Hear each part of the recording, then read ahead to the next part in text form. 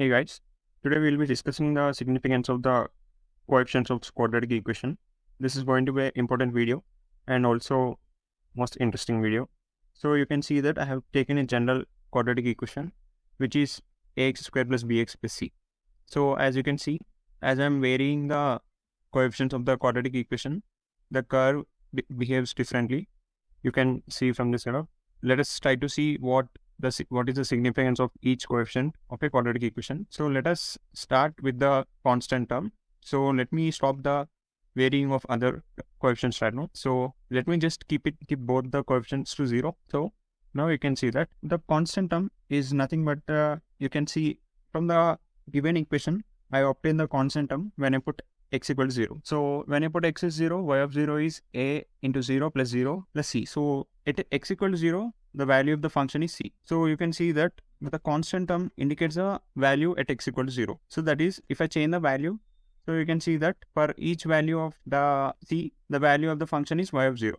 So whatever is the value of c, this is c. So here you can see it is 2.5. So the value of the function at x equals 0 is 2. So this is a significance of the constant term, that is c. So as I vary it between -5 and 5, you can see that for different values of c, the value of the function is y of 0. So let's say if I give a quadratic equation like this and I ask you to find the value of the functions, value of the coefficient c. So what you have to do is you have to see the point where the quadratic equation touches the y-axis, and that would be the point c. So you can see that it is 1.63. So that is the value of c, which is here. So you can see that this is not still a quadratic equation because I have put the coefficient of x square 0. So whenever I try to increase it, you can see that this is a quadratic equation. So this is the c. So you can see that for whatever value if I put, that would be the same as a y of 0. So this is about a constant term. Now let us try to explore more about the coefficient of x square. So coefficient of x square, it tells about the curvature of the parabola. So you know that the second degree equation is a parabola, and it is also quadratic equation.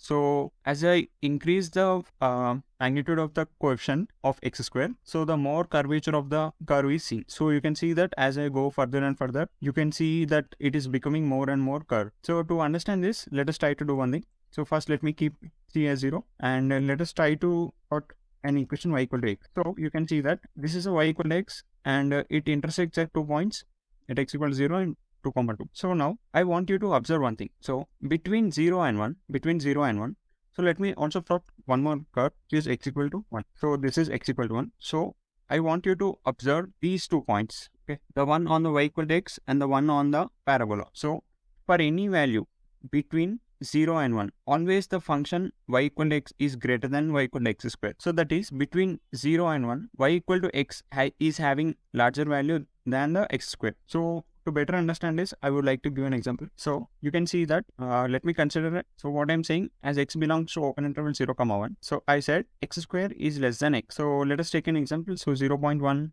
and take 0.1 whole square is 0.01, which is less than 0.1. So you can take 0.5 whole square is 0.25, which is again less than 0.5. You can also check with 0.9. 0.9 whole square is 0.81, which is less than 0.8. So you can see that between 0 and 1, always x square is less than x. That means between 0 and 1, whatever the value of the function of x square, it is always less than x. So that part is understood. Now what I'm trying to do is, so as I increase the value of a, so let us first consider value of a is 1. So for the value of a is 1, so the equation would be y equal to x square for the given coefficients. So at x equal to 1, the value of function y is 1. So if I put a is 2, so what is happening is the value of the function is increasing. I want you to focus on this point. So as I increase the value of a, you can see that the value of the function increases. So as I increase a, it is basically increasing the magnitude of the function. So for a equal to 1, the value at x equal to 1 was 1. And at a equal to 2, the value at x equal to 2 was 2. So this is the significance of a. So it helps in the magnitude of the quadratic equation. And also when you can check, if I put x equal to a is 0, so it is a normal constant line. So again, when I go to negative terms, again the parabola will be open and down. So it will be, because you can see that x square is generally greater than x, excluding the range from 0 and 1. So the parabola is open down. Now let us try to understand what is the significance of coefficient b. So let me take a normal parabola. Now what I'll do is, so I don't this also, right? So let me just show you how the quadratic behaves by changing the b. So you can see that it is going up and down. You can see that it is going to and fro. So I want you to understand, like, why is it happening? Here, focus on this point. Okay, this is a point C. So what I told, C is the value of the function at x equals 0. So if I increase C to 1, so you can see that the value of the function is increasing. At x equals 0 is C. So you can see that the function is changing. See, as C is going from 0 to -5 to 5, so the y-intercept also changes from -5 to 5. So this is how it changes. But how does the b affect the curve? So to understand this, let us go to basics. So first, so the given equation is y equal to ax square plus bx plus c. Okay, so it has at max 2 roots. Okay, fine. And because it is a parabola, it should have a maximum or minimum, right? So that to find the maximum, we have to find the first derivative, which would be 2a plus b. And if I equate it to 0, I'll find the point x for which the first derivative is 0. So from that, I would obtain x as minus b by 2a. So this is the point where the curve is having maximum or minimum. So you can check it, like let us say if I put a is 1, so I would obtain minimum at minus b by 2a. So for a equal to 1, let me take b is 2. So that means I would obtain minimum at minus 2 by 2 into 1, which is at minus 1. So I would obtain minima at x equal to minus 1. So let me keep b is 2. So I'm taking b is 2. So almost near to, right? So you can see that the minimum of the function is at x equal to, right? This is 1. So you can now clearly see that at x equal to minus 1, it is having a minimum. So by now, I think you could have got a basic understanding that b is significant in the minimum of the or maximum of the quadratic. So b plays a significant role in the finding maximum or minimum of the quadratic. So what happens when I vary b is, so let us also find the value of the quadratic at x equal to minus b by 2a. So let us find y of minus b by 2a, which would be maximum or minimum. So you can say that if a is greater than 0, you have seen that the parabola is open upward.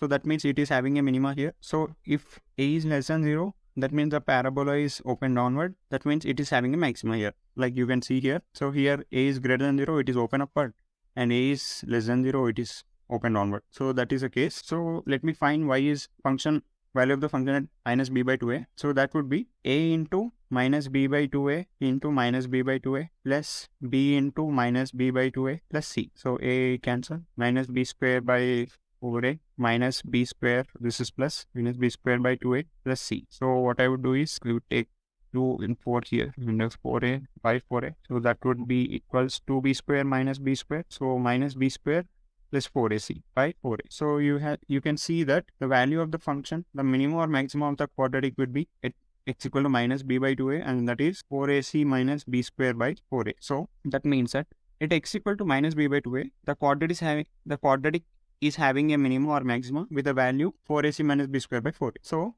now you can understand that. So let us take b is 0, b is 1, b is 2, and let us fix a equal to 1 and c also equals 1. So let me fix. So basically what we are trying to do is we are trying to find the effect of b on the function value for a fixed a and c. So you can see that this is a minimum value y of minus b by 2a. That would be 4ac is 4 because of this 4 minus b square by 4. So at b is 0, this is 4 minus 0 by 4, that is 1. And at b equal to 1, 4 minus 1 by 4, that is 3 by 4. And at b is 2, which is 0. And you can also take minus 1, minus 2. At minus 1, again, this doesn't matter because it is a square term. So you will again get it as same. So it will be 0. So you can see that as b increases, the minimum value decreases because of this 4ac minus b square by 4a. So you can see that for a fixed, let me remove this. So for a fixed value of a and c, you can say that as b is increasing, the minima is decreasing.